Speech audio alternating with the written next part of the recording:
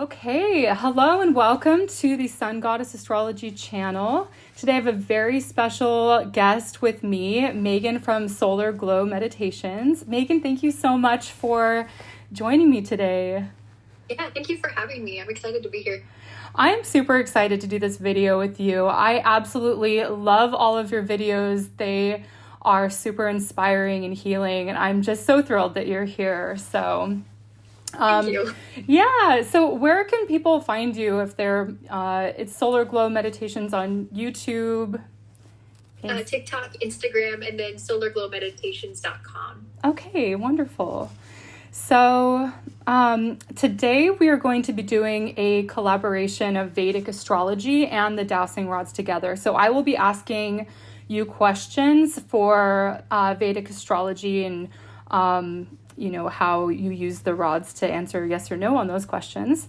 So, but before we get started, I just wanted to ask a few questions about the rods and how you got started with that and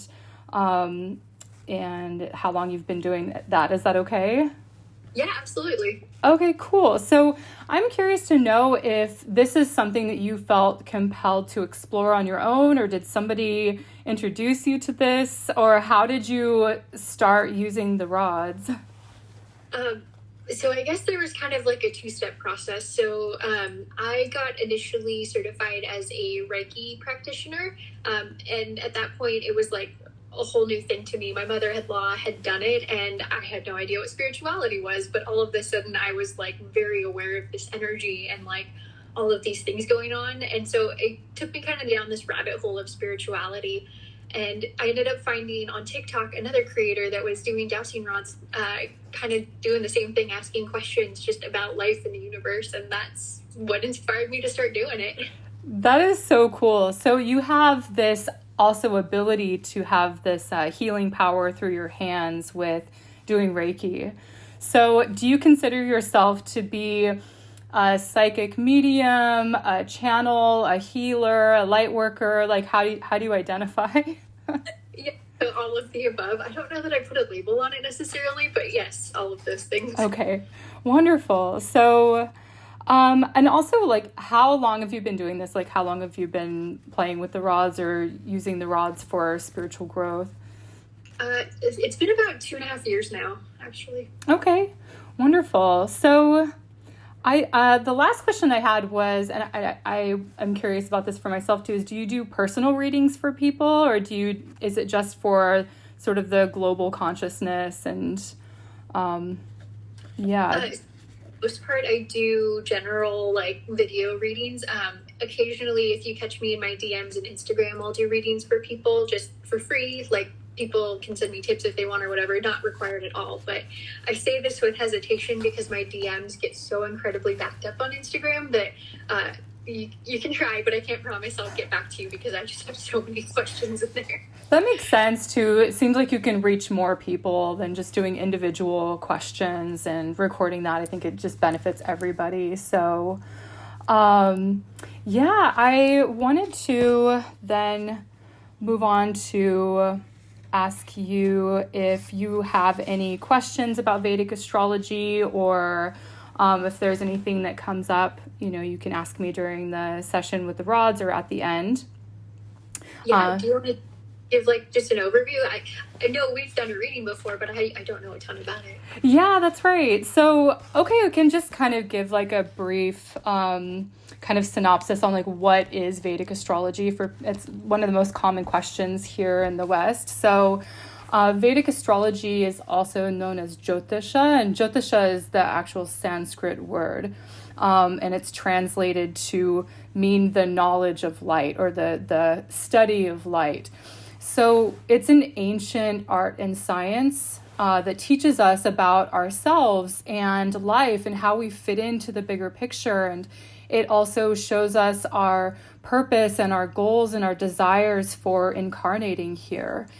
And it can also help us when we do a birth chart. It can show us information about our relationships and our career, family, health, and the proper timing of things to unfold in our lives.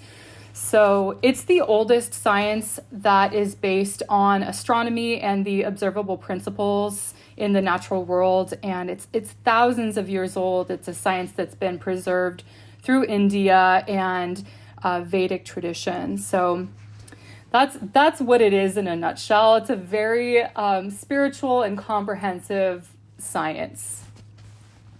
Awesome. So, yeah. So, Megan, I know at the beginning of your videos, you usually tap into a guide or a higher vibrational being that answers your questions to the rods. And I'm wondering if there is a being or guide who will be with us today. I don't know. Let's find out. Okay. Okay. If you're with me and willing to answer questions, could you cross the rods for yes? Thank you. Could you open wide for no? Thank you. Could you point to the direction of your energy? Okay. Thank you. Are you an ascended master? No. Thank you. Are you an archangel? Yes. Thank you. Is this Archangel Gabriel? No. Thank you. How about Archangel Michael? Yes. Okay. You were hoping would come through, or did you have thoughts? I love Archangel Michael. I mean, I don't have favorites when it comes to Archangel. They're all very powerful, but I absolutely love working with Michael because I actually have a candle that I burn to invoke his energy. So I just know he's like super powerful for protection and for moving through blocks, and I'm excited that he's here. Okay. So, all right. Now I have a list of questions, and again, it's in no particular order. It just kind of whatever came to me. So I want to know, are the lokas and heaven the same? Yes. Thank you. Is the earth in the middle of the lokas? Like, for example, is there 3 above, 3 below? Going with a slow no. Interesting. So maybe without specifying how many lokas there are we in the middle somewhere between the highest and the lowest? Oh, yes. Thank you. Are we in the Kali Yuga? Yes. Thank you. Okay, wonderful. Is Vedic astrology more accurate than Western tropical astrology? Yes. Thank you. In the next 20 years, will Vedic astrology be more popular or more widely practiced in the West than it is now? Yes. Thank you. Okay. Is Vedic astrology the interpretation of time through the movement of planets? Yes. Thank you. Is time subjective?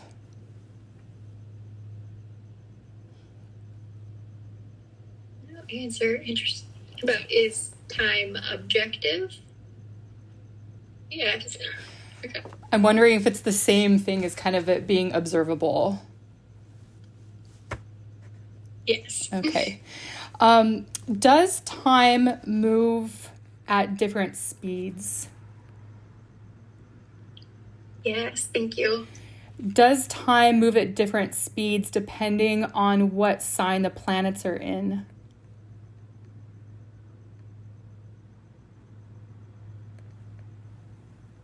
Yes. Thank you.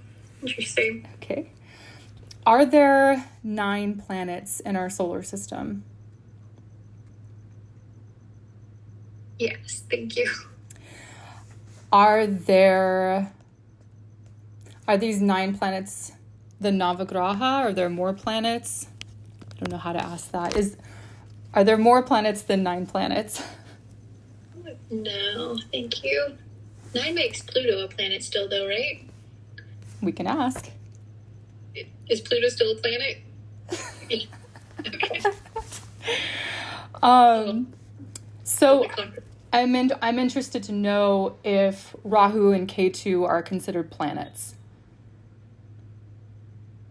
Yes, thank you. Okay, so here's a question that I've been wanting to know for so long. Are the true node calculations more accurate than the mean node calculations? Going with yes and no. Yes and no. Are they both accurate depending on the circumstance? Yes. Okay. Thank you. So you can use both systems. Okay. This is because there's a big debate in astrology on which is like more accurate. Okay, interesting.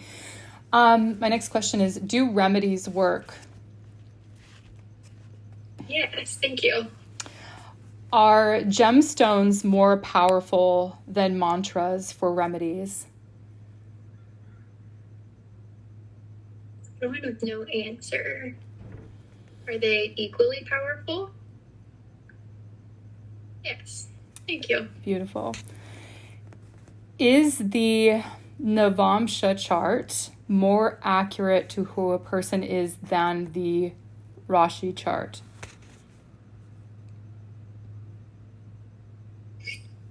Going with this and no again. Okay. I think these are a little bit more nuanced questions, maybe. Both charts are equally accurate to who a person is. Okay. Does our birth chart show our destiny? Yes, thank you. Can we change our chart through free will? No, thank you. Are there any ancient rishis or ancient seers that are currently reincarnated? Yes, thank you. I got chills with that one. Does the chart have limitations about what it can answer about our lives? Yes, thank you. Is Sage Parashara currently reincarnated?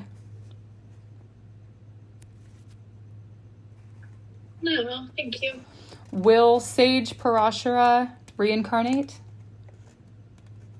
Yes, thank you. All right. Once someone has received moksha, can they choose to come back here? Yes, thank you. Do you mind explaining what moksha is? I've heard this word a couple times, but I just don't know. Absolutely. So moksha is one of the four aims of life. It means liberation of the soul. So it's basically moksha is bringing our karmic bank balance down to zero, where we have no more need to complete the cycle of reincarnating. Interesting. Yeah, so there are four aims of life. There's dharma, artha, kama, and moksha. So there's your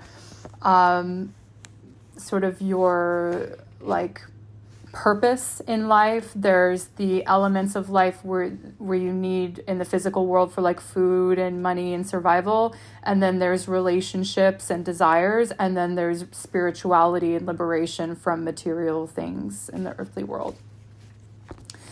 So, okay. Thank you for explaining. I just had no idea. Absolutely. So, is the ultimate goal of life moksha from our karmas? Yes, thank you. Are the planets themselves gods? Yes, thank you. Is Sanskrit the oldest language? No, thank you. Is Tamil the oldest living language? No, thank you. Interesting. Okay. I have nothing else about that, but fascinating. Do you know this? Because I have no idea. Well, I know that Sanskrit, Vedic astrology comes from the holy Vedas, which were originally written in Sanskrit. So that's why it's an astrologically related question. I'm just curious. I don't know any other languages that may have, that may be older or still living that are older. Okay. Oh yeah. Okay. So, another personal like question of mine is like, how, are we more like our moon sign than our ascendant?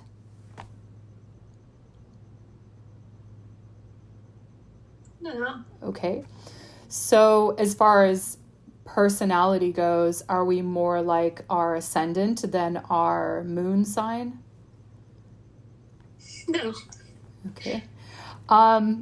Do we look more like our ascendant sign than our moon sign? Yes. Okay. Is our personality more like the moon sign? No, thank you. Interesting. Okay. I think, cool. Is that what's going on? Oh, yeah. Okay, interesting. So it's kind of a blend. That's it. That's fascinating. Okay, and I think that might be where some of the art comes in. It's not just the science of differentiating, but it's more of a blend and an art. That makes sense, because I mean, it's so like individual. Like you can sit there and read it, but like to know what that means to you feels like a big thing. Yeah. Okay, so let's see. Oh, this is for my religious background. Is it a sin to study astrology? No, thank you. Okay. Was Jesus's birth predicted by astrologers? No, thank you. Was Krishna an astrologer? Yes, thank you. Should I ask if Jesus was an astrologer? Sure. Yes, okay. Okay. Does Jyotisha predict the future? Yes, thank you. Okay. Is the Kala Purusha real? Yes, thank you. The Kala Purusha is a cosmic man. So is this Kala Purusha, is this God personified? No, thank you. Okay. All right. Next thing. Are there 27 nakshatras? Yes, thank you. Are there only 27 nakshatras? No, thank you. Are there more than 28 nakshatras? Yes, thank you. Interesting. There is some lore that the moon has 27 wives, and these 27 wives are 27 stars that go around the zodiac. So that's interesting. I don't know of any more but apparently there are. So, okay. Are there several gods of astrology? Yes, thank you. Okay. Can a Nietzsche planet or a debilitated planet be someone's greatest strength? Yes, thank you. Is the Vimshatori Dasha the most accurate Dasha system? Oh, no. Thank you. Is it determinate on the person? Okay. Okay. Is a Parivartana yoga stronger than a conjunction in a chart? Yes, thank you. So, just for background, Parivartana yoga is when a planet sits in another planet's sign and they're in each other's signs. Whereas a conjunction is when two planets are together in one sign. So, interesting. Okay. Are there 13 signs? Yes, thank you. Is Ophiuchus one of the 12, or one of the 13th signs? Is he the 13th sign? No. That was a pretty strong no. Oh boy. Okay. Are there 12 Rashis? Yes. Are there more than 12 Rashis in this solar system? No, thank Okay. you. So maybe the 13th sign has to do with other solar systems? Huh. Yes. Okay. All right, let's see. Are some nakshatras better than others? Fascinating. Is this like your opinion, Michael? Yes. Okay. It's relative. I've learned to have opinions. They have opinions. There's also humor involved in that. That's great. Okay, so let's see. Do the planets control us? No, thank you. Is it more appropriate to ask if they influence us? Yes, thank Okay. you. Is the free will part decided before we are born?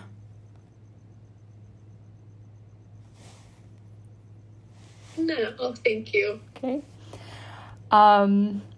Do we decide all of our planets and planetary configuration before birth, or okay.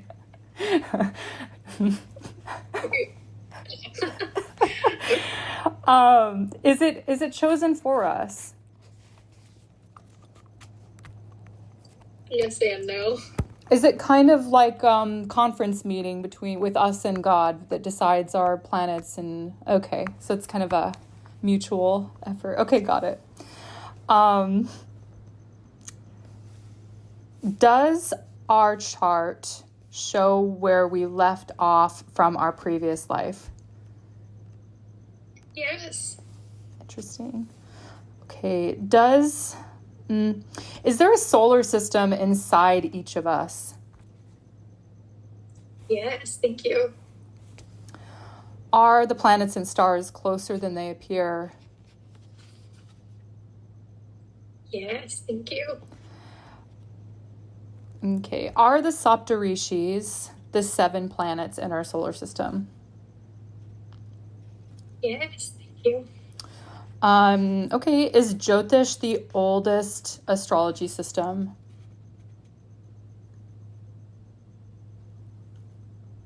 With a slow yes. Okay. We're within that. No. Okay. Okay. All right. Can planetary deities incarnate? Yes, thank you. Okay. Can you relive the same life? No, thank you. Okay. This is something I've always wondered, and I'm wondering what Michael will say. Can you reincarnate back in time? Yes, thank you. Interesting. Is the eclipse season an auspicious time for manifesting? Yes, thank you. Is the new moon a good time to start new projects? Yes, thank you.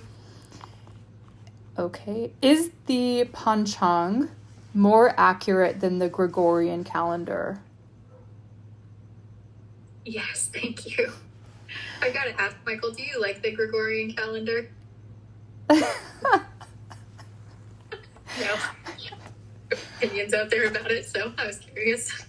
I know something about the Gregorian calendar. It was like Pope Gregory the Fourth or something. He created his own calendar because his birthday was in January.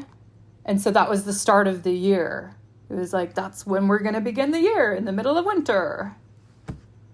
Interesting. That's what I've heard. I mean, can we ask Michael if it's true? Yeah, is that... Yes, thank Okay. you. Well, it's different cultures too have different starts of the year. Like you have Chinese New Year, and then there's like I think some cultures start in like September. Yeah, is it like Mabon? It starts in yeah, I think that there's like yeah, different cultures have different times of when they start Yeah. the year. There's also an astrological new year. We can ask about that. Is the astrological new year the first day of spring?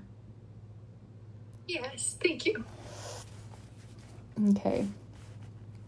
Does the full moon affect our energy more than the new moon? Yes, thank you. Okay. Is a solar eclipse stronger than a lunar eclipse? Yes, thank you. Does an astrologer have a specific karma with their client? No, thank you. Is worship the highest use or objective for Jyotish? No, thank you. Is personal self-understanding the highest use or objective for Jyotish? Yes, thank you. Okay, I have a few more questions here. So, Yeah. okay. Does visiting temples dedicated to the planets alleviate individual karma? Yes, thank you. Interesting. Are there limitations to what the chart can reveal? We may have asked this one. Yes, Okay. thank you. And then I think also we might have asked this, but I'm going to ask it again. Are there limitations to what a person can know about astrology? Yes, thank you. Okay. Does marrying someone change your karma? Yes, thank you. Is marrying someone a part of your karma? Yes, thank you. Is karma bad? No, thank you. Okay. Do you take on someone's planetary karma when you sleep with them? No, thank you. Do deities hop through different galaxies? Yeah, he totally just sent me a picture of like hopscotching across planets. She sort of looks like an Aphrodite figure. It's some feminine, like maybe Greek goddess. But yeah, I got a picture of that. That's fantastic. I think that that's all of the questions that I was able to channel for this, but I want to know if there's any questions that you have or anything that came up that we should be asking. No, not that it's coming to my head. I guess, Michael, is there anything else that we should be asking you about for this? Yes, thank you. Is it astrology related? Yes, thank you. Does it have something to do with the planet specifically? Yes, thank you. I have a question. Yeah. Does Archangel Michael have a birth chart? Yes, thank you. Can, should we can sign? Whichever sign. Maybe Vedic astrology, whatever you think. So, well, the thing is that I know that astrology it shows anything that's born. So a moment can have a birth chart. A building can have a birth chart. And it shows the energy of conception. So if something exists, then it has to have an origin. It has to have some sort of map or some configuration showing that. People have birth charts, pets, plants all have birth charts, but the use of birth charts that we're familiar with, whether you use Western astrology or Vedic astrology, is from the Earth's perspective. So one must have incarnated here on Earth, I'm assuming. And I don't know if archangels have had any incarnations on this Earth. It is my thought that they were not born into a human body, that they were always angels, but we can ask something around that. See, Archangel Michael, have you ever incarnated? Yes, thank you. As a human? Yeah. Wow. I thought about this a little bit before. I'm like vaguely remembering. I don't usually remember a lot of these questions, but there was something like, in order to become an archangel, you're an angel beforehand, but then you incarnate and then you go back as an archangel. So I think it's that incarnating part that jumps to like archangel. So it's kind of like a rank of experience. I think so. Well, let's ask. Is being an archangel over just a regular angel because of incarnation? Yes. And does it have to be experience on Earth? No. Does it have to do with completing some sort of cycle? Yes. Interesting. I mean, does Archangel Michael, is he friends with the other archangels? Yes. Did they incarnate together, or were they incarnated together separately? Okay. Like, I guess, and I don't know if you've asked this on one of your other videos, but did they talk to each other? Like, okay. Yes. Do you like all the other archangels? No. So they're like frenemies? Is that what's happening? Yes. So this is interesting because there's something when you become like a compassionate person, or you have empathy for other people's suffering, you can see the God inside of them. You can see the good inside of them, but you don't necessarily like their personality traits or their personality.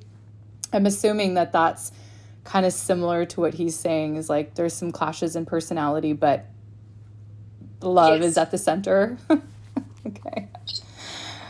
Wow. So let's see, what else? Is there anything else that we should be asking about astrology? Do you want us to figure out your birth chart? No. Okay. Is that why? Because he has a favorite nakshatra? Like, it was yes. Your favorite, the one you were incarnated into? Yes. Okay. Ooh. Was he incarnated into an Ugra nakshatra? No. Okay. We don't have to play guessing games. I'm just wondering, because it's like more fierce, and he's known as like holding a sword and scales. I wonder if it's Vishaka nakshatra. Yes. You got it. That's awesome. I'm just going with the imagery of the sword and the scales. The scales is Libra. Well, was it Vishaka was on the Libra side? Right? Yes. Okay.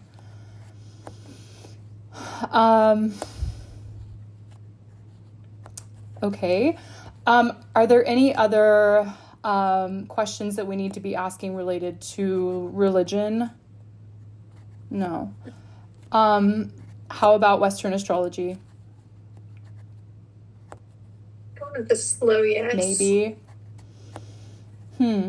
A lot of people ask me about the differences between Western astrology and Vedic astrology. And going back to the question that we had about planets, the Navagraha are the 9 planets in Vedic astrology. You have the 7 planets.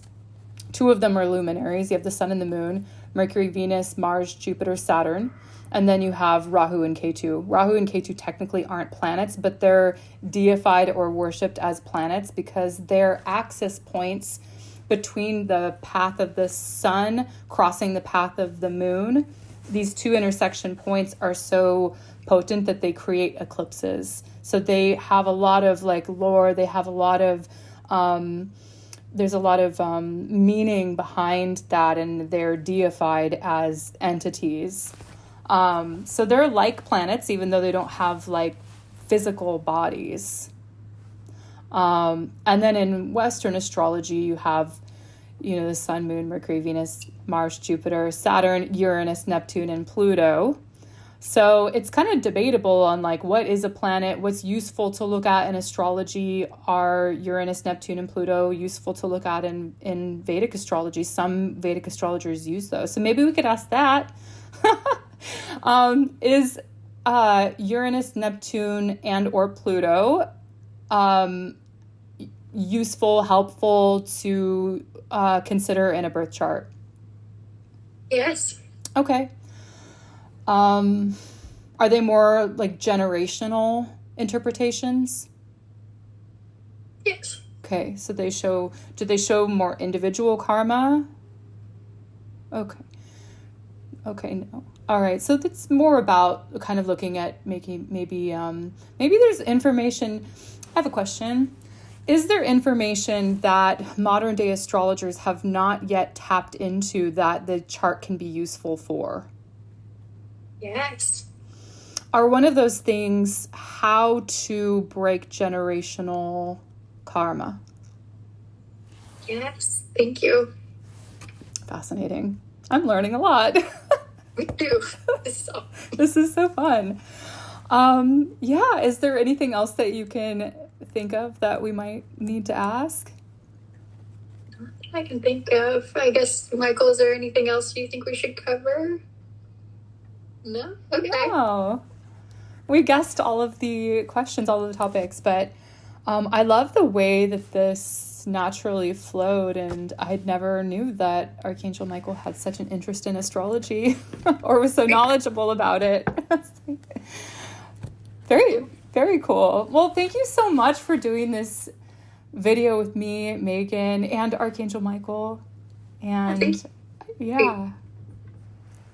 This was great. So, yeah, we'll end it here. Thank you so much. Thank you so much.